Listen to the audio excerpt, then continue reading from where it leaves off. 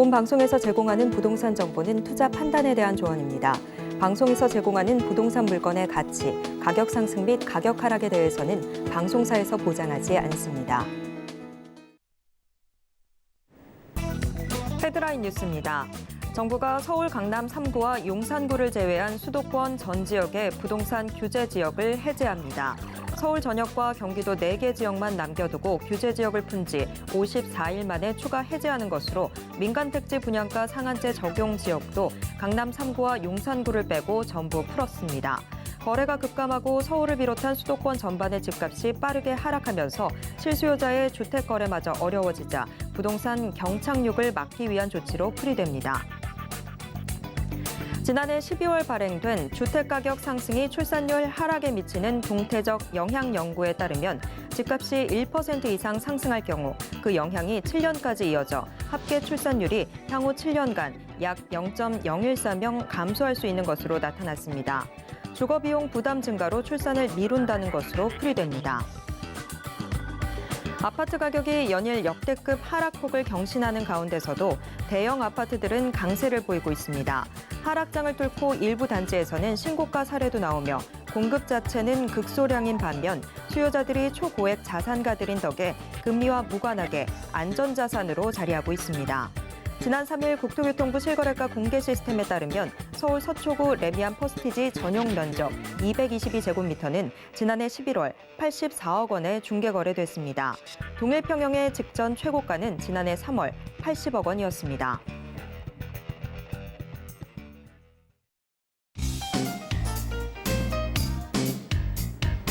안녕하세요. 손에 잡히는 부동산 정보, 부동산 올인원 최슬기입니다.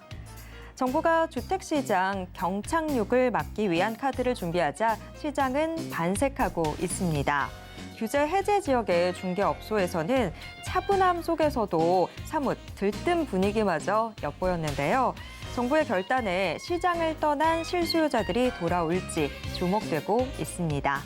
자, 오늘도 부동산 올인원과 함께 하시면서 맞춤 투자 계획 슬기롭게 세워보시고요. 부동산에 대한 궁금증은 전화 상담 가능한 02-3153-2668번, 무료 문자번호 013-3366-0110번으로 언제든지 문의 주시길 바랍니다.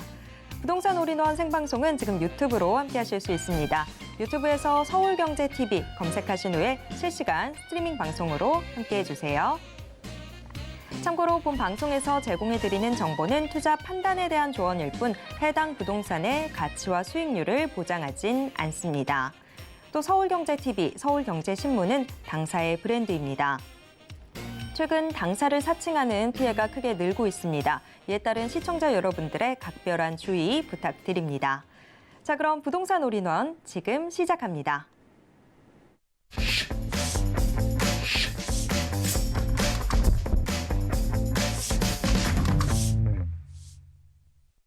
오늘의 부동산 올인원 첫 순서는 강남 부동산 투자의 길잡이 박영신 소장님과 함께하겠습니다. 소장님 어서 오세요. 네, 안녕하세요. 며칠 지났다고 벌써 2022년이 작년이 됐습니다.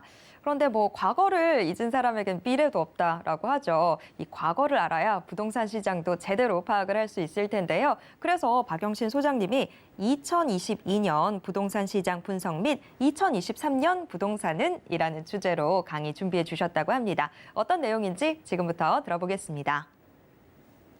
네, 다사다난했던 한 해가 다 지났고요. 시청자 여러분들도 새해 복 많이 받으시기 바랍니다.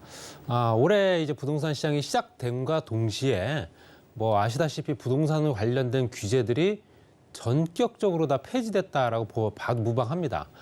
그런 얘기는 실제로 지난해 부동산 시장이 어떻게 움직여 왔는가를 보면 알 수 있습니다. 굉장히 집값이 하락폭이 커졌고요. 거래가 뜸했고 실제적으로 부동산 관련된 내용들이 그만큼 부정적이었던 건 사실이었죠. 그렇다 보니까 그게 각종 금융이라든가 부동산이 이제 금융과 경제에 미치는 영향들이 막대하기 때문에 당연히 가장 첫 번째 정책으로 올해 들어서 첫 번째 정책으로 부동산 관련된 정책을 펼친 게 아닌가라는 생각이 들면서요. 올해 상반기뿐만 아니라 이제 이사철, 가을, 봄철 이사철부터 해서 가을철까지 이사철을 준비하는 사람들이나 내 집 마련을 하기 위한 준비하는 세력들이 조금 더 움직일 가능성이 커졌고요. 지금 이제 금리도 이제 조정이 되면서 어느 정도 안정권에 들어가게 되면 아무래도 이제 실제적으로 오를 만한 지역들은 다시 또 오를 만한 어떤 이유가 생겼다라고 말씀드리고 싶고요. 그동안에 가격이 조금 더 이상하게 올랐던 지역들, 너무 비싼 거 아니야? 라는 생각이 들었던 지역들은 이제 조정이 되면서 정상가를 되찾은 거 아닌가라는 생각이 듭니다. 그래서 2020년도 부동산 시장 분석 또는 올해 부동산 시장이 어떻게 될 건가. 작년, 이제 벌써 작년이 됐네요. 작년 보게 되면 작년 한 해 동안에 실질적으로 부동산 관련 분야별로 키워드를 어떻게 검색을 했는가를 봤더니 뭐 정치 분야, 정당, 기관, 인물 분야에서는 뭐 대통령이 첫 번째고 그다음 민주당, 뭐 국토교통부부터 해서 여러 가지가 들어가 있고요. 근데 부동산 규제 같은 경우는 규제 관련된 내용들의 이제 가장 검색 순위가 높았던 게 재건축이었습니다. 그 다음이 다주택자, 그 다음이 종부세, 조정 대상 지역, 대출 규제. 그만큼 실제적으로 국민들이 이제 재건축에 관심들이 그만큼 많다는 얘기입니다. 조정 사업이 진행되고 있는 재정비 사업이 진행되고 있는 지역들의 관심이 그만큼 많다는 얘기였고요. 그 중에서도 이제 부동산 시장에 가장 으뜸으로 관심이 많은 물건은 당연히 아파트겠죠. 아파트가 3천 건이 넘습니다. 그리고 그다음 매매, 전세, 금리 인상, 월세, 거래량, PF 이렇게 순으로 되고 있고요. 전체적으로 지역적으로 보게 되면 당연히 이제 서울 지역을 더욱더 관심 깊게 지켜본 건 사실입니다. 그렇기 때문에 서울 지역으로 인구가 집중되거나 수요가 몰릴 수밖에 없다는 이유는 뭐 과거 시장도 마찬가지고 앞으로도 계속 지속될 가능성이 커졌다라고 말씀드리고 싶습니다. 그리고 수도권 아파트 매매가 변화 한 해 동안 어떻게 됐는가? 많이 떨어졌죠. 많이 떨어지다 보니까 이게 실질적으로 가격이 폭락된 거 아니야라고 생각하겠지만 뭐 통계적으로 봤을 때 2020년도, 2021년도에 워낙 또 크게 올랐기 때문에 낙폭이 큰 거에 반해서 오름폭에 반해서 떨어진 폭이 있긴 하지만 그렇다고 해서 그게 막 폭락됐다라고 보기에는 어렵습니다. 그래서 서울 지역 같은 경우는 이제 마이너스 2.06% 정도 12월 달까지요. 그리고 나머지 인천과 경기 같은 경우도 2.5에서 3.3% 정도는 가격은 무조건 떨어진 걸로 나타나고 있고요. 매매가 변화를 봤을 때.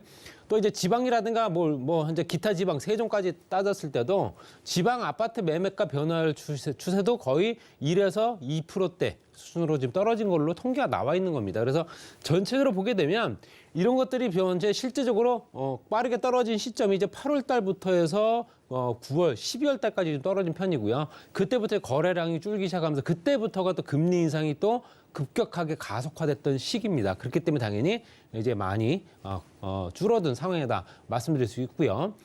그다음에 말씀드린 대로 재건축에 관심이 그만큼 많이 갖고 있다라고 얘기했는데 재건축 여부에 따른 서울 지역의 아파트가 변화 추이 보게 되면 붉은색 라인이 재건축의 변동률입니다. 실제로 재건축이 된다 안 된다, 재건축을 앞두고 있다라든가 아니면 재건축이 빠르게 진행되고 있고 언제쯤 입주가 가능하다라고 어떤 신호가 보여지게 되면 말씀드린 대로 2014년도부터 22년도까지 쭉 봤을 때도 재건축에 관련된 내용들이 현재 언론지상에 발표가 된다거나 아니면 지역적인 개발 사업으로 뭔가가 이루어지게 되면 현재 실제로 재건축 제외된 아파트들도 같이 덩달아서 따라서 올라가는 걸 보실 수 있습니다. 그렇기 때문에 재건축이 그만큼 특히 서울 지역 같은 경우는 재건축, 재개발밖에는 공급 물량 방법이 없기 때문에 재건축이 그만큼 현재 서울시장에 끼치는 영향이 막대하고 지대하다. 이렇게 말씀드리고 싶고 그렇기 때문에 이번에 재건축 규제가 또 완화가 되면서 재초안이라든가 여러 가지 기타 사항들이 굉장히 느슨하게 풀어지는 상황이기 때문에 당연히 또 분양가 상한제도 또 현재 폐지가 됐고요. 여러 가지 여건들이 굉장히 유리하게 재건축이 진행될 수 있게끔 만들어졌다는 얘기입니다. 그렇기 때문에 당연히 이 그래프는 더욱더 상승할 가능성이 커졌고요. 또 전월세 가격 변화를 보더라도 뭐 현재 집값이 약간 더 조정이 되면서 뭐 전세라든가 월세가 더 그만큼 많이 늘어났고요. 전세 가격도 많이 떨어진 건 사실이긴 하지만 전체적으로 보게 되면 금리가 많이 영향을 미쳤습니다. 실제적으로 현재 작년 12월 26일 기준으로서 전세자금 대출 최저 금리가 4.74%였습니다. 4.74%였는데 현재 전월세 전환율을 보게 되면 실제적으로 현재 전월세 전환율은 현재 4.3% 정도 됩니다. 그렇다는 얘기는 내가 전세대금 대출을 받을 바에는 차라리 월세로 사는 게 낫겠구나. 월세 비율이 더 낫거든요. 그렇기 때문에 당연히 실제적으로 이 전세대금 대출 비율이 이제 월세 수요로 많이 전환된 걸 보실 수 있고요. 그러면서 이 가격들이 많이 조정이 되면서 실제적으로 여러 가지 기타 뭐 지역적인 여건도 분명 다르긴 하지만 전체적으로 봤을 때는 서울 지역도 전세 가격이 좀 조정된 건 사실이고요. 수도권이라든가 지방 지역은 조금 더 크게 또 가격이 좀 하락한 건 사실이기 때문에 그것들이 실제적으로 앞으로 또 어떻게 전환이 되고 회복을 할 수 있을까? 뭐 상반기 내지는 하반기 정도 보고 있는데 저는 빠르면은 올 3월 달, 4월 달부터 해서 현재 이사철을 앞두고 있는 그 수요들이 조금 더 많이 집중되게 되면 물론 이제 금리가 이게 또 관건이긴 하지만 여러 가지 여건들이 조금 더 움직임이 3월 달 이후부터는 좀 움직임이 좀 커지지 않을까 말씀드리고 싶고요. 지역별로 봤을 때 아파트 전세가율, 매매가 대비 전세가가 얼마가 되느냐 그 비율을 따지는 거죠. 수도권 지역 같은 경우는 거의 현재 65%가 안 됩니다. 65%가 안 돼, 63% 정도 되고요. 지방 같은 경우 한 71% 정도. 그다음에 기타 지방이 거의 거의 80%대, 78% 정도 됩니다. 그렇기 때문에 전세가율이 그만큼 높다라는 얘기는 전세가율 자체도 현재 실제적으로 현재 수도권 지역은 많이 떨어진 걸 보실 수 있죠. 그렇기 때문에 현재 전세가가 그만큼 많이 현재 가라앉았다라고 말씀드리고 싶고요. 그렇지만 항상 실제적으로 부동산은 이런 어떤 위기뿐만 아니라 어떤 그 부동산의 그 리듬이 사이클이 있습니다. 5년 주기, 10년 주기가 있는데요. 전반적으로 실제로 가격이 좀 올랐다가 떨어진 부분이 있으면 다시 상승할 수 있는 여건이 되거든요. 우리가 가장 크게 고통받았던 시기가 97년도 IMF 외환위기 때하고요. 2008년도 금융위기 때입니다. 이때도 봤을 때도 전체적으로 금융위기 전후 가격 보시게 되면 가격이 마이너스 14.6%대까지 떨어졌던 부동산 가격. 현재 글로벌 금융위기 때는 마이너스 4.6%대까지 올랐지만 이것들이 회복되는 시기 조금씩 나아지면서 안정화를 차지하게 되면 거의 그만큼 다시 올랐다는 걸 보실 수 있습니다. 그렇기 때문에 이게 여기서 끝이다라고 얘기할 수는 없는 거고요. 앞으로도 추가적으로 가격이 상승할 만한 여력들을 충분히 정부에서도 많이 만들어놨고요. 가격을 올리기 위해서 규제를 푼 게 아니고요. 부동산 거래를 활성화시키면서 실제적으로 금융에 관련된 금융 위기를 조금 더욱더 안정권에 들게 하기 위한 조건입니다. 뭐 실제로 부동산 투기라든가 이런 것들도 어느 정도 감안할 수밖에 없지만 그렇다 하더라도 지금 현재는 규제를 풀 수밖에 없는 상황이죠. 그러니까 규제를 풀어서 여러 가지 기본적인 어떤 그런 루트들 또 현재 돌아가는 어떤 지방 경제 상황들이 그만큼 자유경제 시장들이 원활하게 돌아갈 수 있게끔 만들어준다. 이제 올해를 보게 되면 세계 경제 성장률도 굉장히 안 좋습니다. 우리나라도 마찬가지고요. 한국은행, KDI, IMF, OECD까지 봤을 때도 2023년에 거의 1.8%대에서 2.1% 정도 성장을 할 거다라고 예상을 합니다. 그렇기 때문에 올해보다도 실제로 조금 더 저성장으로 갈 수밖에 없는 상황이기 때문에 굉장한 위기가 올 수 있다라고 또 극단적으로 얘기할 수도 있겠지만 뭐 이런 위기들이 어찌됐든 그 위기와 또 순환되는 반복되는 어떤 그런 과정 속에서 또 극복을 해나가면서 또 이렇게 이루어졌던 나라기 때문에 당연히 또 극복할 수 있을 거라 생각하고요. 기준금리 같은 경우도 실질적으로 2023년도에 미국 금리는 4.5에서 5%대 정도로 안정화를 찾을 거다라고 예상을 하고요. 우리나라 같은 경우는 실제 3.75 정도. 지금 현재 금리 정도 수준을 유지할 거다라는 얘기합니다. 그러니까 올랐다가 내려갔다가 반복을 하면서 더 이상 올라가는 기준점은 없을 거다. 그렇기 때문에 당연히 금리가 안정화가 되게 되면 내년 시장도 어느 정도는 올해 시장도 영향을 많이 받을 거다라고 말씀을 싶고요. 마지막으로 지역별로 이제 주택 수급 지수를 보게 되면 지역별로 공급이 얼마나 되고 현재 수요와 공급이 어떻게 되는가 봤을 때 전국적으로 봤을 때는 현재 통계적으로 결론만 말씀드리면 36만 가구 정도가 부족합니다. 36만 가구 정도가 현재 실질적으로 부족하다라고 느껴지는 거고요. 그다음에 수도권 지역 같은 경우도 실제로 49만 가구, 내년에는 49만 가구지만 전체적으로 통계를 보게 되면 공급 부족 누계가 49만 가구, 전국적으로 36만 가구, 또 서울 지역 같은 경우는 20만 가구가 현재 공급적인 부분이 누계로 잡히는 겁니다. 이런 것들이 이제 말씀드린 대로 재건축, 재개발, 정비사업, 기타 또 소규모 정비사업들을 통해서 공급량이 빠르게 늘어나고 다주택자들의 또 임대사업을 활성화시키고 다주택자들이 또 추가 구매를 하면서 다시 임대시장을 활성화시키고 여러 가지가 선순환될 수 있는 조건들이 만들어져야 된다. 말씀드리고 싶고요. 현재 내년 전망을 보게 되면 말씀드린 대로 가격은 더 떨어질 거다라고 얘기하는 경우가 더 많습니다. 그렇지만 실질적으로 우리가 주목해야 될 부분은 2021년도에 11.6%, 연간 12.8% 정도가 올랐다는 걸 보게 되면 지금 떨어진 거 2.3%, 3.6%대까지 올해 작년까지 3.6% 정도가 떨어졌다고 합니다. 이건 수도권 지역에. 그러면 내년에 추가적으로 떨어졌다 하더라도 오름폭보다는 작죠. 그렇다는 얘기는 많이 오르고 덜 떨어졌다는 얘기입니다.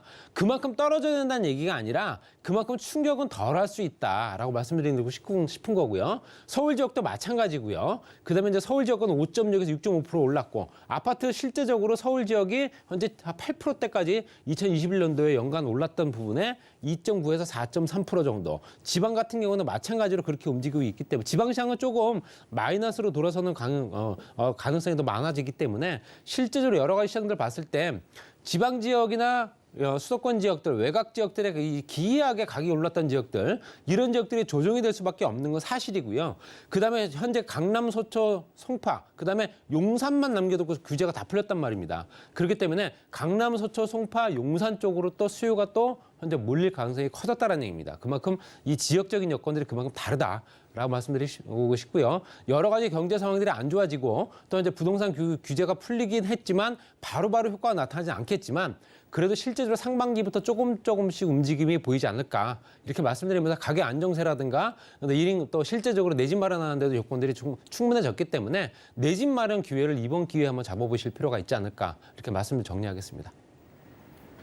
네, 규제 해제가 뭐 즉각적으로 반응이 나타나진 않겠지만 그래도 좀 더 장기적인 시각에서는 도움이 되지 않을까라는 생각이 듭니다. 자, 부동산 이슈 진단 함께 하셨고요. 그럼 계속해서 부동산 정보 체크 확인해 보도록 하겠습니다. 첫 번째 정보 체크는 서울 서초구 서초동 확인해 보도록 하겠습니다. 지하철 3호선 양재역 역세권에 위치해 있는 상가 확인을 해볼 텐데요. 이 상가의 현재 시세 11억 5천만 원부터 14억 원 선까지 예상되고 있습니다. 서초구 서초동 자세한 정보 들어보겠습니다. 네, GTX가 이제 개통 시기가 좀 빨라질 것 같습니다. 예산 편성이 좀 늘어나면서요. GTX의 수혜 지역입니다. 이 지역도 전철역으로 봤을 때 양재역이고요. 현재 W 역세권입니다. 현재 3호선과 신분당에서 이용할 수 있지만 말씀드린 대로 GTX 신호선 현재 의정부에서 현재 군포까지 가는 구간에 삼성역 다음역이고요. 왼쪽으로 봤을 때는 현재 경부고속도로 지하 사업도 이제 본격적으로 가동이 되고 있죠. 그래서 이 주변 상황들이 굉장히 활성화되고 또 강남대로 주변에는 역세권 재건축 단지라든가 롯데 삼성이라든가 여러 가지 기타 업무지구가 활성화되어 있고요. 오른쪽으로 봤을 때는 대치동이라든가 대치동 학원가뿐만 아니라 밀집되어 있는 인구들이 굉장히 많이 몰려 사는 지역들, 또 고가의 아파트 단지가 있는 지역들이죠. 왼쪽으로 봤을 때는 서초 교육대학교부터 해서 법조단지라든가 또 서초사당 방배권역까지 같이 연결된 지역, 아래쪽에는 서초면 RNC 단지가 연결되어 있는 업무단지. 뭐 이렇게 봤을 때 동서남북으로 굉장히 크게 입지적인 여건 양지역이 딱 중심에 있구나라고 하는 게 지도상에도 보여지기 때문에 양지역이 굉장히 활성화될 수밖에 없다라고 말씀드릴 수 있고요. 강남역 신분당선 양지역 같이 이용할 수 있습니다. 말씀드린 삼성타운이라든가 강남역 그 배우 상권까지 같이 이용할 수 있고요. 재건축 단지가 5,000세대. 이제 신동아 같은 경우는 이제 바로 이제 심의가 들어갈 예정입니다. 그래서 신동아 아파트만 남은 상태고요. 우성과 무지개는 이미 입주했습니다. 롯데, 삼성부터 해서 대기업들이 밀집되어 있는 실질적으로 이 주변을 보시게 되면 업무시설 밀집 지역이다 보니까 각종 보험사, 대기업, 중소기업들이 워낙 많은 지역이죠. 그리고 현재 상업시설 밀집 지역에 포진되어 있는 그 상권들이 워낙 좋기 때문에 당연히 이 주변에 젊은 층들이 많이 몰려들 수밖에 없는 권역이 워낙 좋은 지역이다 말씀드리고 싶고요. 또 양지역 말씀드린 대로 지구단위 계획구역 이미 잡혀져 있죠. 이미 개발을 앞두고 있는 지역이기 때문에 양지 지구단위 중심 지구단위 계획구역뿐만 아니라 서초구청도 복합청사로 개발이 되고요. 4개 권역으로 나눠서 개발하는데 붉은색 라인 안이 1차 구간입니다. 1차 구간 안에 들어가 있는 물건이다 보니까 토지 가격 상승을 기대할 수 있는 지역이다 말씀드릴 수 있습니다. 상가인데도 불구하고요. 그리고 현재 양재 IC 주변에는 현재 100만 평 규모의 뭐 일자리가 한 15,000개 이상 되고요. 2조 원 이상의 투자 효과가 기대가 되는 지역이다. 현대, 삼성부터 해서 LG, KT까지 연결된 연구원 단지와 일반 기업체들까지 연결되는 뭐 그야말로 복합적인 개발 시설로 탈바꿈되고 있기 때문에 업무 시설이 가장 큰 면적을 자랑한다 말씀드리고 싶습니다. 그리고 말씀드린 대로 현재 GTX 신호선 같은 경우도 의정부에서 군포까지 가는 구간에 삼성역 다음역으로 현재 이미 여러 가지 조건들로 봤을 때 착공까지 이제 이루어지고 있는 상황이기 때문에 당연히 빠르게 개통이 되면서 그 주변이 효과를 많이 바라볼 수 있다 말씀드리고 싶고요. 강남역과 서초역 구간은 또 지구단위 계획구역이 또 있습니다. 여기 진흥 아파트가 또 재건축을 앞두고 있죠. 그래서 이 주변이 굉장히 활성화될 수밖에 없기 때문에 당연히 이 주변에 영향을 미칠 수밖에 없다 말씀드리고 싶습니다. 그리고 전용 면적이 30평 정도 됩니다. 11억 5천만 원부터 14억 원이고요. 임대금액 5천만 원, 보증금 월 400에서 450만 원 정도. 대출가능 금액은 8억 원에서 9억 8천만 원을 활용하시게 되면 3억 원에서 3억 7천만 원 정도 소요되는 아주 큰 상가고요. 초역세권의 우수한 교통망의 지속적 임대 또는 개발 호재 때문에 집가 상승이라든가 임대료가 높기 때문에 이제 우수한 수익률 또 자영이라든가 임대로 놓을 수 있는 조건들 충분하기 때문에 초역세권이면서 도보로 1분 거리에 있는 초역세권이기 때문에 가장 가능성이 큰 상가다 정리하겠습니다. 네, 입지적인 이 면이 가장 돋보이는 곳이었습니다. 서초구 서초동 잘 들었습니다. 이어서 두 번째 정보 체크 확인해 보도록 하겠습니다. 직장인 임차 수요가 정말 풍부한 곳이죠. 서울 강남구 역삼동 확인을 해볼 텐데요. 지하철 2호선 역삼역 역세권에 위치해 있는 오피스텔 확인해 보도록 하겠습니다. 이 오피스텔 지금 방 구조는요. 불량 1.5룸 구조로 되어 있고요. 시세 3억 2,500만 원부터 4억 6,500만 원 선까지 예상되고 있습니다.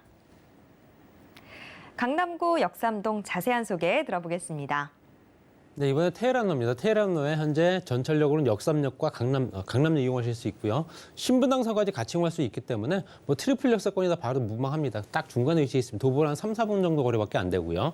롯데라든가 삼성이라든가 삼성동 국제로 복합지구의 또 개발 사업으로 인한 수혜 지역이다 이렇게 말씀드리고 싶습니다. 그리고 전체적으로 IT 기업이라든가 엔터테인먼트 기업들이 워낙 많은 지역이다 보니까 항상 교통 체증을 유발하는 지역입니다. 그렇기 때문에 당연히 길이 안 막힌 적이 없죠, 이 지역은.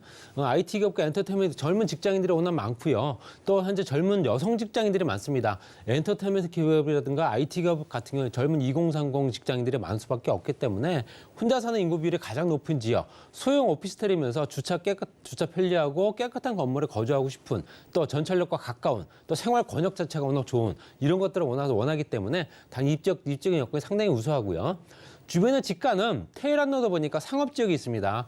현재 당연히 오를 수밖에 없는 거고요. 오르기 때문에 당연히 이거는 현재 오피스텔이면서 수익률만 월세만 받아서 수익률만 보존을 하자라는 개념이 아니라 수익뿐만 아니라 차익까지도 챙길 수 있는 차익형 부동산이 될 수 있다라고 말씀드리고 싶습니다. 그리고 현재 전체적으로 강남 지역의 벨트 권역별로 해서 실행 전략 중장기 플랜을 보게 되면 이제 앞으로 한 4년, 5년 정도 남았네요. 2030년도까지는.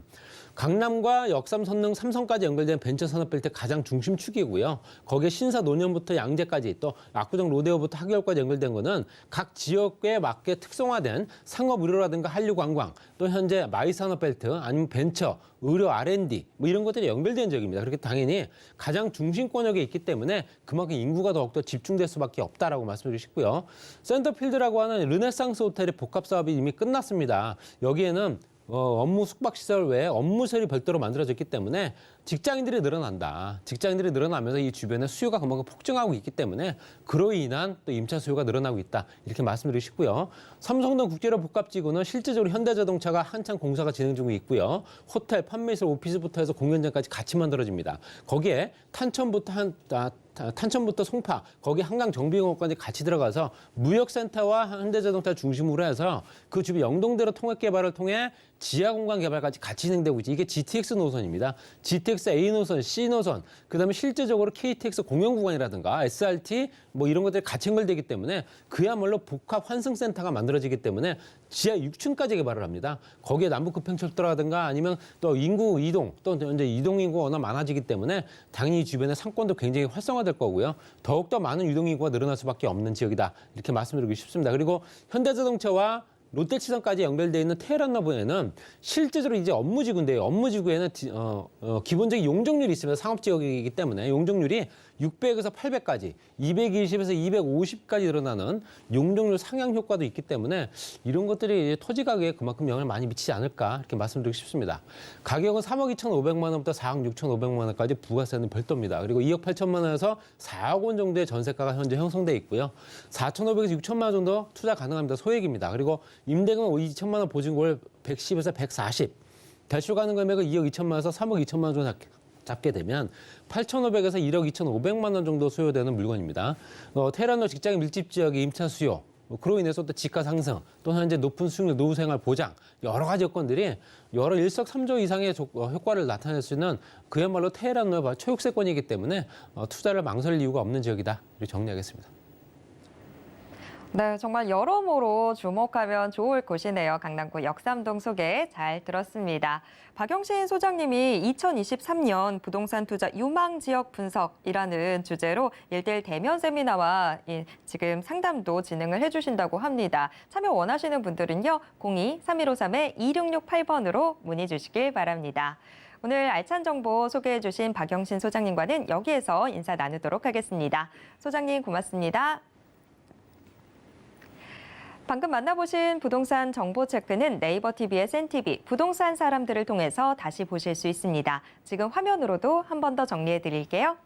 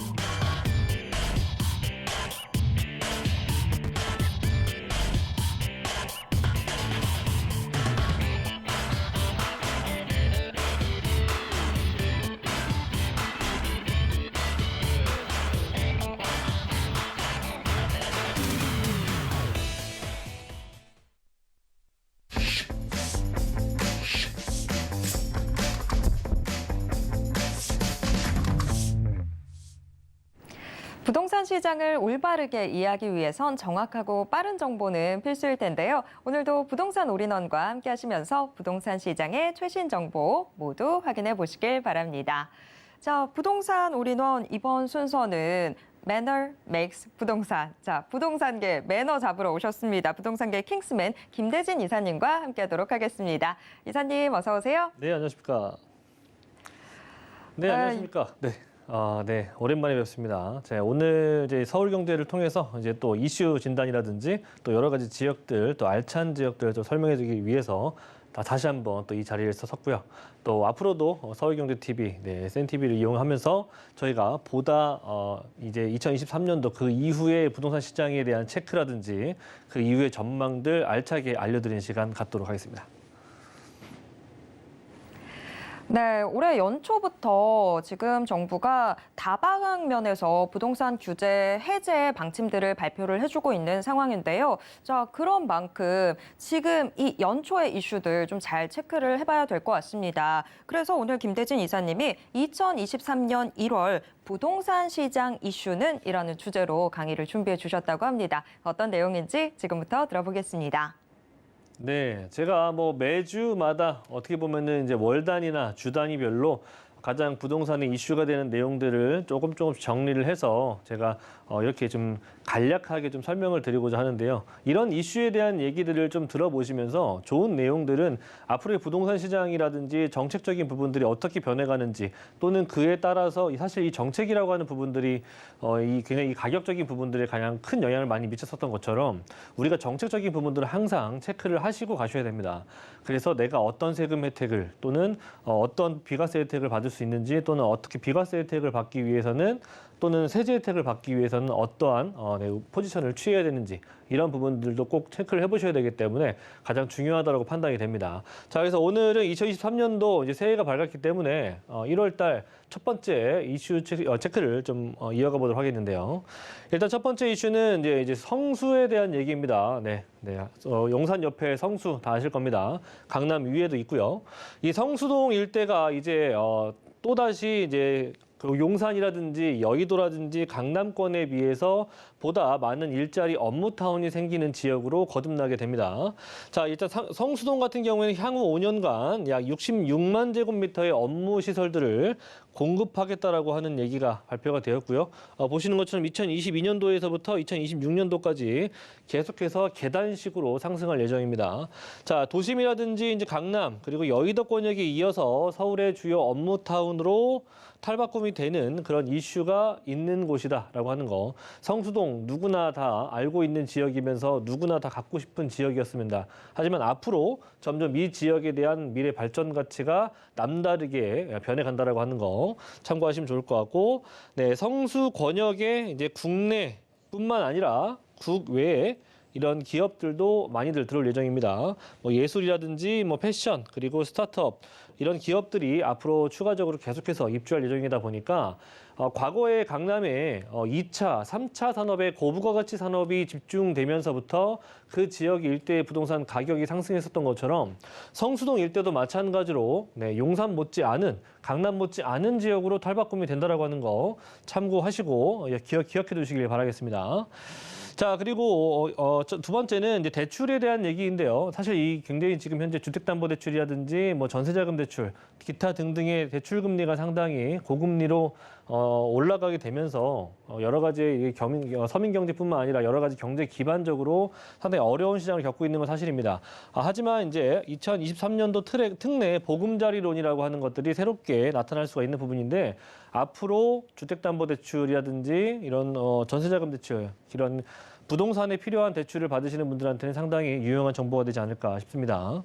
자, 일단 첫 번째 9억 이하의 집 살 때 연 4%에서 5%의 고정금리로 최대 5억까지 대출이 가능하다라고 하는 거. 지금 현재 4%대 후반에서 5억대를 넘어갈 것이라고 하는 부분들이 지금 지배적이기 때문에 상당히 어떻게 보면은 이제 고정금리라고 하는 부분에 있어서 상당히 메리트가 있는 부분이다. 자, 두 번째는 과거에는 부부의 합산 소득 요건이 있었습니다. 하지만 이런 소득 요건이 없어지게 되고 그로 인해서 이제 고금리가 나타남에 따라서 갈아타기도 가능한 그런 상품이다라고 하는 거. 그리고 세 번째, 임차 보증금 반환 목적으로 주택담보대출 이용이 가능하다라고 하는 거.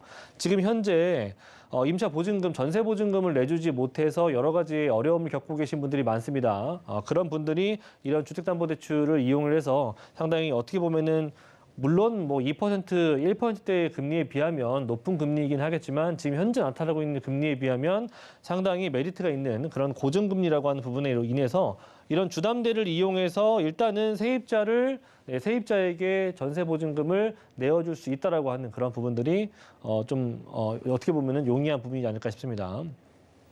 자, 그리고 시중은행 금리 대비했을 때 2에서 3% 정도 가량이 저렴하기 때문에 굉장히 연 단위로 따져보면 상당히 큰 금액의 혜택을 받아볼 수가 있다고 하는 거.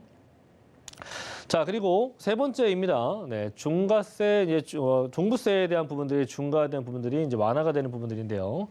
전체적으로 뭐 그림에 나오는 내용들을 간략하게 압축을 해보자면 조정 대상 지역의 2주택자가 이제 일반 세율, 중과가 없어지게 되는 거고요. 그 3주택자 이상들은 현행을 유지하는데 과세 표준 구간으로 해서 3주택이다라고 하더라도 12억 원이 넘지 않는다면은 중과세를 받지 않는다라고 하는 거.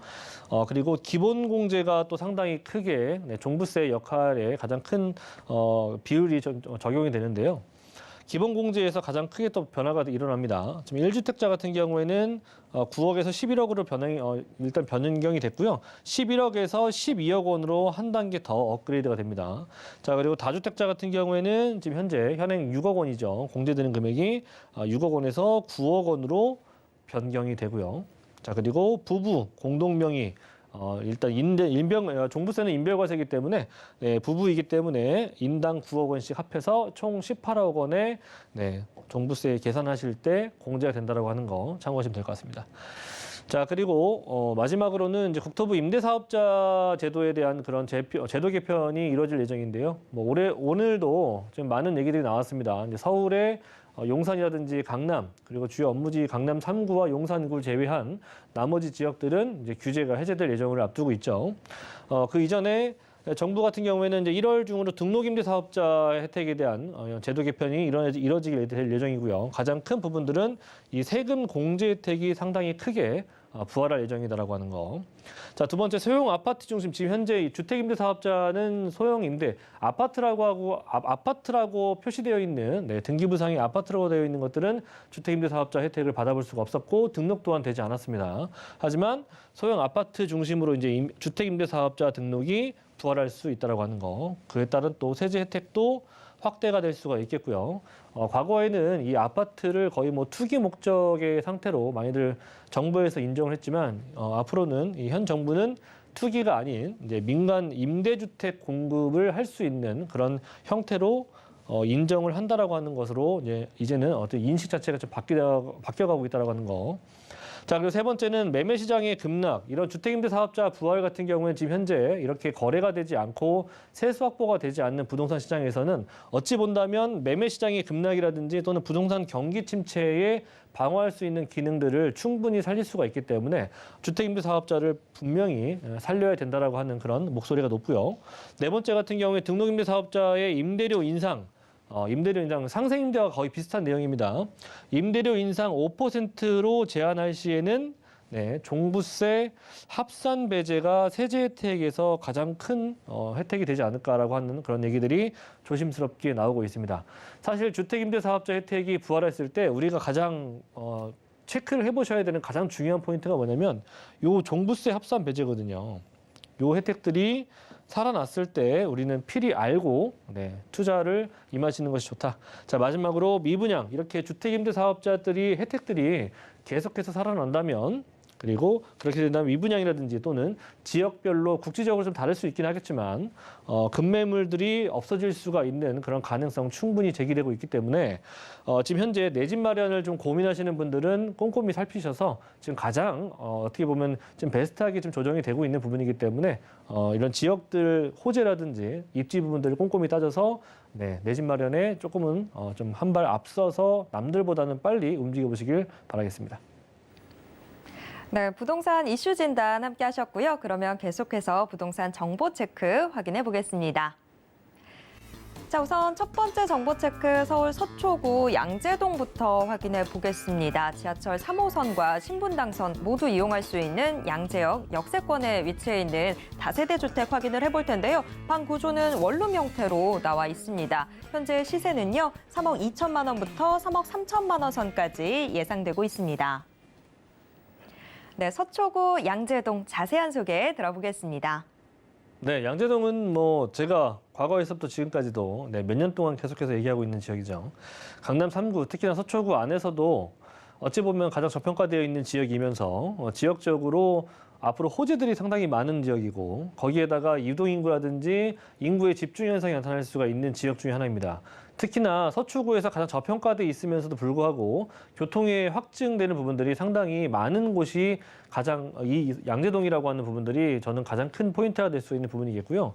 물론 뭐 누구나들 아시는 것처럼 양재 뭐 지도 한 번만 펼쳐보시면 주변에 상당히 다양한 이런 주변의 인프라라든지 또는 주변의 가격대들이 상당히 정말 다른 지역에 비하면 비교적 저평가되어 있구나라고 하는 것을 느끼실 수 있을 겁니다. 자, 기본적으로 입지라고 하는 부분들에 있어서는 교통이나 도로망 그리고 숲세권, 수세권 이런 것들을 다 갖추고 있는 지역이고요. 좌측에서부터는 뭐 서울교대라든지 남부터미널 그리고 위쪽 라인에는 강남 상권 그리고 양재역 같은 경우에는 이제 뭐 주변에 양옆으로 공원이라든지 이렇게 양재천이 흐르고 있기 때문에 양재천을 라인을 따라가다 보면은 물론 한강과도 만나긴 하겠지만 무엇보다 좋은 것은 일단 뭐 주변에 여가 생활하기에 상당히 좋은 그런 만족할 만한 입지 인프라들을 갖추고 있다는 겁니다. 그래서 임차인들이 상당히 선호하는 지역이기도 하고요. 강남 3구 안에서 특히나 이렇게 천변이나 한강권을 끼고 있는 지역이 상당히 많이 없다라고 하는 것이 포인트입니다. 비율적으로 상당히 낮은 곳이기 때문에 그래서 입지적인 강점이 있는 곳이라고 저는 평가할 수가 있겠고요. 그 인근에 위치하고 있는 지역 중에서는 개포 재건축이라든지 뭐 여러 가지 재건축들이 많이 있습니다. 그리고 뭐 학원가들도 상당히 가까운 곳이기 때문에 아이들 데리고 거주하시기에도 충분히 만족할 만한 이런 입지를 보여주고 있고요. 그리고 양재동 같은 경우에는 뭐 아래쪽 라인으로는 판교가 있고요. 당연히 아시겠지만. 그리고 위쪽 라인에 전체적으로 그런 업무 벨트 라인들이 완성이 되어 있는 곳입니다. 자, R&D 라인들이 제일 가까이 두고 있는 곳이 양재동이고요. 그 위쪽 라인으로 테헤란로 라인들의 이런 업무 산업벨트, 벤처 산업벨트들이 있고 그 위쪽에 9호선 라인으로 따라서 가다 보면은 네, 우리나라에 또 관광 산업벨트들이 위치하고 있는 것이 네, 의료 관광 산업벨트들이 있는 곳이기 바로 9호선 라인이 될 수가 있겠고요. 좌측편으로는 이제 경부고속도로 라인들의 개발을 통해서 여러 가지의 또 부가가치가 창출될 수가 있는 부분들도 존재하고 있으면서도 또 그 왼쪽 편으로 이 정보사부지의 개발이라든지 또는 양재동의 R&D 연구단지의 개발들이 계속해서 속속들이 진행이 되면서 보다 많은 유동인구들과 임차인들의 수요가 계속해서 증가하고 있다는 얘기가 가장 주 메인 포인트가 될 수 있을 것 같습니다. 자, 그리고 중요한 부분들은 또 이렇게 이제 양재에서 이렇게 삼성동까지 이제 지하철 GTX 신호선이 완성이 된다면 한 정거장으로 완성이 될 수 있다라고 하는 거. 그래서 국제기류 복합지구 개발이라고 하는 삼성동 개발과도 굉장히 가깝게 진행될 수 있는 부분들 참고하시면 좋을 것 같고요. 양재동이나 강남구 쪽, 서초구나 강남구 쪽 라인들 일대는 기본적으로 갖추고 있는 도로망이나 철도망들이 좋기 때문에 그래서 많은 일자리 수요들이 몰려들 수가 있고 일자리 수요가 가장 편하게 생각하고 있는 지역이기 때문에 그 지역 일대로 일자리들도 많이 생겨날 수 있습니다. 자, 보시는 것처럼 주변에 간선도로망과 고속도로 그리고 여러 가지의 철도망들을 이렇게 두루 갖추고 있는 지역이기 때문에 많은 유동인구들을 실어 나를 수 있는 여러 가지 편리한 교통편들이 많이 배치가 되어 있고요. 뭐 롯데칠성 부지라든지 그리고 코오롱 부지, 뭐 지능아파트 부지의 재건축 같은 경우에도 앞으로의 이제 이런 여러 가지 업무타운들이 생겨날 예정을 앞두고 있기 때문에 상업시설과 업무시설 그리고 쇼핑시설까지도 대폭적으로 증가할 수 있는 내용을 따라서 유동인구라든지 그에 따른 상업시설에 맞는 그런 여러 가지의 또 우리가 또 보지 못한 여러 가지의 형태들의 서비스 시설들이 나타날 수가 있겠다. 자, 그리고 뭐 GTX 노선도 당연히 뭐 누구나 아시는 것처럼 GTX 신호선, 네. 보시는 것처럼 제가 늘 말씀드린 부분들 있죠. 자, 이렇게 강남 3구에서 유독 이 딱 세 군데만 정차하게 되어 있죠. GTX 노선이. 근데 양재에 유독 하나 들어가 있습니다. 삼성은 뭐 누구나 아시는 것처럼 이유가 충분하겠죠. 하지만 양재에 그리고 수서에 왜 강남 3구에 유독 이 ABC 노선 중에서 AC 노선이 정차하게 될 것인지 뭐 어떻게 완성이 되고 언제 되는 것은 중요한 게 아니라 왜 이곳에 들어갔는지가 중요한 것이 아니겠습니까? 그렇죠? 앞으로 양재가 얼마만큼 많이 발전할 것인지는 뭐 불을 보듯 뻔하다라는 것을 말씀드리는 거고요. 자, 그리고 뭐 신분당선 같은 경우에도 양재에 지금 위치하고 있는 곳이죠. 네, 두 개의 광역 노선을 보유하게 될 수 있는 곳이 양재동이기 때문에 제가 늘 말씀드리고 있는 것입니다. 신분당선과 GTX 신호선을 갖추게 될 수 있는 곳이면서 신분당선 같은 경우에는 위로는 용산 그리고 강남을 관통하면서 아래쪽 라인으로는 판교에 위치하고 있는 업무시설까지도 하나의 노선 하나로 이어질 수가 있기 때문에 이런 신분당선의 혜택을 충분히 받아볼 수 있는 지역들 또한 마찬가지로 투자라든지 실거주 목표를 두시기에 상당히 만족할 만한 지역이다라고 볼 수 있겠고요. 경부고속도로 바로 옆에 있다라고 말씀드렸죠. 서초IC 옆에 있는 곳이 바로 그 양재동입니다. 경부고속도로 같은 경우에는 앞으로의 뭐 여러 가지의 뭐 개발에 대한 계획안들이 나와 있습니다만은 결과적으로는 무엇입니까? 개발이 진행이 된다라고 하는 거 아니겠습니까? 그러기 이전에 먼저 선투자, 선점을 하시라고 하는 의미에서 말씀드리는 거고요. 아직 계획이 정확하게 발표가 되었지 않았기 때문에 어떤 식으로 개발이 될지는 아직은 미지수입니다. 하지만 결과적으로 향후에는 10년, 15년 이후에는 이 경부고속도로 개발이 진행이 된다라고 하는 거. 지금 보셨듯이 아시겠지만 삼성동 개발 하나가 굉장히 어마어마한 그런 메모드급 개발 아니겠습니까?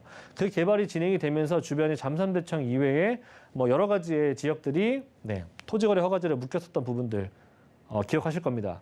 그렇게 된다면 서초구 안에서 또는 강남구 안에서 가장 큰 또 메모드급 개발이라고 할 수 있는 부분이 바로 이 경부고속도로 개발이 될 수가 있겠죠. 그래서 이축 라인으로는 앞으로 무려 7.2km 되는 구간입니다. 이 서울에 위치하고 있는 구간이 어떻게 토지거래 허가제로 묶이게 될지는 아무도 예상할 수가 없겠죠. 그러기 이전에 투자, 관심을 보이셔야 된다고 말씀드릴 수가 있겠고요. 또 여러 가지의 양재동 라인들, 서초구 라인들의 또 개발들이 그중에서 일자리가 많이 늘어나는 개발들이 많이 있습니다. 자, 일단 그 매매 시세 같은 경우에는 원룸 테라스형들을 전 추천드리겠고요. 3억대 초반, 3억 2, 3천대 대출이 가능하시다라고 한다면은 일단적으로 전세 안고 투자하신다면은 임대 금액은 대략 한 2억 7, 8천. 전세 안고 투자하신다면은 4천에서 5천 정도 대출이 가능하시다면 월세 같은 경우에는 보증금 1,000에서 2천 정도 그리고 100에서 120만 원 정도 예상이 되고요. 대출 안고 투자하신다면 실투자 금액은 한 1억대, 5, 6천대 금액으로 투자하실 수가 있겠습니다. 네, 서초구 양재동 소개 잘 들었습니다. 그럼 계속해서 두 번째 정보 체크 확인해 보겠습니다. 두 번째 정보 체크는 서울 강동구 고덕동 확인해 보도록 하겠습니다. 지하철 9호선 센터공원역 역세권에 위치해 있는 다세대 주택 확인을 해볼 텐데요. 이 다세대 주택 지금 방 구조는 1.5룸 구조로 나와 있습니다. 현재 시세 4억 7천만 원부터 4억 7천5백만 원 선까지 예상되고 있습니다. 네, 강동구 고덕동 자세한 소개 들어보겠습니다. 네, 자 일단 고덕동 하면은 강동구에 위치하고 있습니다. 네, 평택 쪽 아니고요, 서울입니다. 자, 이쪽 지역은 주변에 미사라든지 여러 가지의 신축 아파트들이 들어오기 시작하면서 주변에 새롭게 탈바꿈이 돼가고 있는 지역입니다. 교통편, 일단적으로 9호선이 앞으로 예정이 되어 있고요. 지금 현재 5호선을 이용할 수가 있습니다. 그리고 좌우측편으로 서울 외곽과 그리고 서울 세종간 고속도로 라인들이 또 앞으로 완성이 될 예정이고요. 교통편 좋고 도로망이 좋은 곳입니다. 자, 그리고 한강변에 가까운 곳이기도 하고요. 그리고 업무지와의 연결성도 상당히 좋은 곳으로 탈바꿈이 될 수가 있는 곳입니다. 물론 강동구 동쪽 라인들에 치우쳐 있지만 일단 여러 가지의 교통 노선이라든지 개발로 인해서 무섭게 강남 못지않은 그런 지역으로 탈바꿈이 될 수가 있다라고 하는 거. 자, 일단 이 지역 안에서도 저는 가장 포인트는 역세권 개발, 역세권 시프트 개발이라든지 신속통합기획으로도 충분히 가능한 그런 재개발 사업이 가능한 지역으로 손꼽히고 있다라고 하는 겁니다. 주변에 많은 아파트들이 탈바꿈이 되었는데 아직은 진행이 안 된 곳들이 몇 군데 있습니다. 저는 그 중에서도 9호선 샘터공원역이 생기는 2-2지구를 저는 강력하게 추천드릴 수가 있는 부분이겠고요. 일단 한강변 라인이다 보니까 상당히 고층 아파트들이 나올 수 있다라고 하는 부분들 참고하시면 좋을 것 같고. 자, 그리고 주변에 상당히 많은 임차 수요가 풍부합니다. 기본적으로 중소, 중견 기업들이 많이 위치하고 있고요. 그리고 비즈밸리 라인들도 지금 완성이 될 예정인데 비즈밸리 안에는 150여 개 이상의 중소, 중견, 대기업들이 앞으로 들어올 예정이다 보니까 이로 인해서 일자리 창출 효과가 약 한 5만 명 정도 예상해 볼 수가 있는 그런 수치라고 예상이 됩니다. 자, 그리고 롯데몰이라든지 이케아 등등이 앞으로 들어올 예정이다 보니까 보다 많은 편의시설들이 확장이 될 수가 있겠다. 자, 그리고 9호선 같은 경우에 4단계가 완성이 된다면 샘터공원역이 바로 초역세권으로 완성되는 곳이다 보니까 앞에서 제가 말씀드렸던 것처럼 역세권 시프트 개발로 충분히 가능하다라고 하는 거. 자, 그리고 어떻게 본다면 마지막으로 이게 가장 큰 베스트 개발 호재지 않을까 싶습니다. 우리가 경부고속도로 라인들이 이렇게 있죠. 하지만 경부고속도로 라인으로 봤을 때 용산 위에 한남에서부터 강남을 관통해서 판교에 이르는 곳까지 경부고속도로 라인들을 축으로 했을 때 서울의 인근에 위치하고 있는 곳들은 굉장히 땅값 또한 비싸기도 하죠. 그리고 그 지역들 주변으로 굉장히 다양한 발전을 이뤄왔습니다.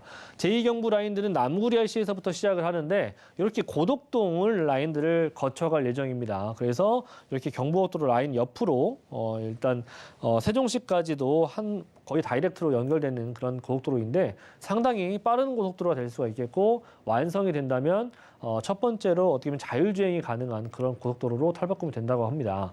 중요한 포인트는 뭐냐면 이렇게 서울 인근에 위치하고 있는 제2경부 라인들의 인근에 위치하고 있는 고속도로 인근에 위치하고 있는 지역들의 토지 가격의 상승을 예상해 볼 수 있다라고 하는 거죠. 언제 어떻게 완성되는 것들도 다 물론 계획적으로 구성이 되어 있습니다. 최종적으로 2026년도 정도를 예상을 하고 있지만 무엇보다도 완성되는 단계 이전에 가장 빠르게 가격대들이 상승할 수 있는 지역들이 가장 서울권이었다라고 하는 겁니다. 그러기에 시작점이라고 할 수 있는 남구리RC에서부터 강동구 라인들이 가장 큰 혜택과 수혜를 받아볼 수가 있다라고 저는 생각이 되기 때문에 이런 개발들도 완성이 되기 이전에 이 지역들의 미래 가치를 좀 먼저 알아보시고 실거주 투자 지금 많이 조정이 되어 있으니까 이런 지역들 아파트 투자하시거나 또는 실거주하시기에 조금 부담스러운 금액이라면 앞으로 이런 지역들의 랜드마크가 될 수 있는 지역에 선투자하시는 것도 좋은 방법이라 생각이 됩니다. 자, 그래서 금액이 얼마냐? 자, 1.5룸 대지집은 6평 정도 이상을 가지고 있는 지역이면서 금액대는 한 4억 7천 정도 예상을 해보시면 좋을 것 같고요. 전세 안고 투자하신다면 대략 한 2억 원 정도 금액을 가지고 투자할 수가 있습니다.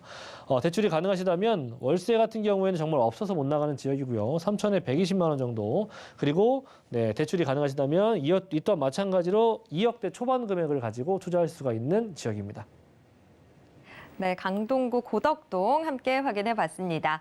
김대진 이사님이 부동산 규제 풀리면 잡아야 할 한강변 지역이라는 아주 솔깃한 주제로 무료 상담도 진행해 주신다고 하는데요. 참여 원하시는 분들은 02-3153-2668번으로 문의 주시길 바랍니다. 오늘 알찬 정보 소개해 주신 김대진 이사님과는 여기에서 인사 나누도록 하겠습니다. 이사님 고맙습니다. 네, 감사합니다. 방금 만나보신 부동산 정보 체크는 네이버 TV, SNTV, 부동산 사람들을 통해서 다시 보실 수 있습니다. 지금 화면으로도 한 번 더 정리해 드릴게요.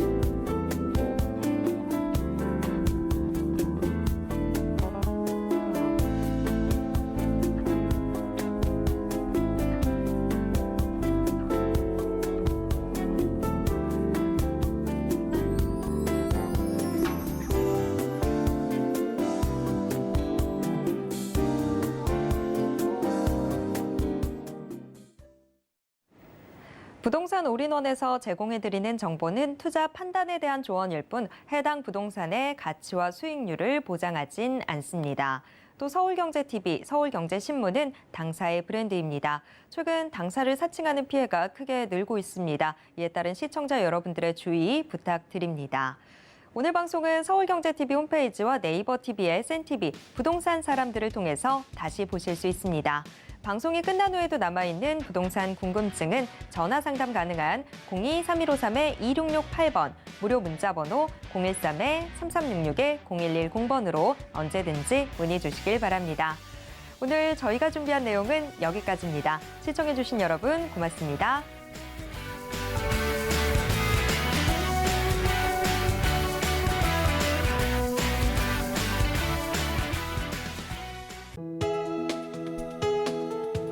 본 방송에서 제공하는 부동산 정보는 투자 판단에 대한 조언입니다. 방송에서 제공하는 부동산 물건의 가치, 가격 상승 및 가격 하락에 대해서는 방송사에서 보장하지 않습니다.